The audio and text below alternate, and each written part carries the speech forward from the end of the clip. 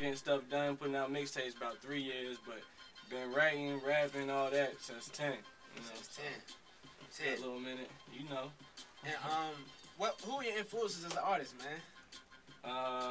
Gotta say Jadakiss, Rakim, Biggie, and definitely Big L. Big L, Harlem, stand up. And so, when you started rapping, when did you realize that, you know, it was like, yo, people, they rock with me, they love my stuff, like, they're actually into what I'm doing and what I'm spitting, like, they actually want to listen to my shit. When you realize that? I realized it a couple times. Back in high school, I used to put out little CDs in the school, you know, whatever everybody was. You remember your first mixtape? I remember. Yeah. But we got the website, and the love was so crazy. Once we got the website, the CarolinaConnect.com, log into that. It was a lot more crazy than I had planned on, and every mixtape has just been going up. Right. So, you know, we on it. On it, heavy. And so, you've dropped a series of mixtapes.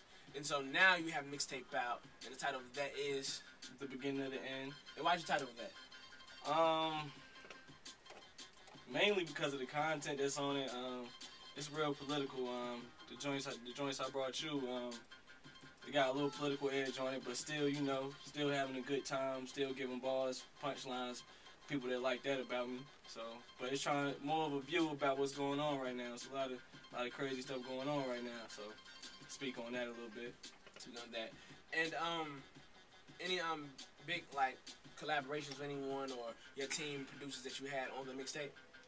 The biggest one is working with Natural Disaster producer. He did Turn My Swag On with Soulja Boy. He's been working with me real heavy. He's been on every mixtape I dropped last year and the one I just dropped. So that's a real big collab for me, and ultra talented dude. You know what I'm saying? Shout out to him. Dope, man. And so, how has it been, like, you know, with you being an artist from NC, you know, we receive a lot. Well, artists from NC receive a lot because it's like you have to walk in the steps of artists like J. Cole, or from Charlotte you have artists like Betty Grind. And, you know, how is it just coming up as an artist from NC and Charlotte and having to, you know, just fill those shoes or just make quality music?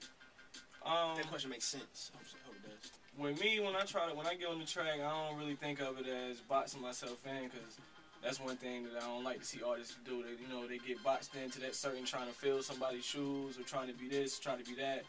I just, whatever the beat made me feel, whatever, you know, whatever other ingredients we got around the studio that night, however that made me feel, you know, that's just what I go in and basically get my thoughts on how the beat made me feel.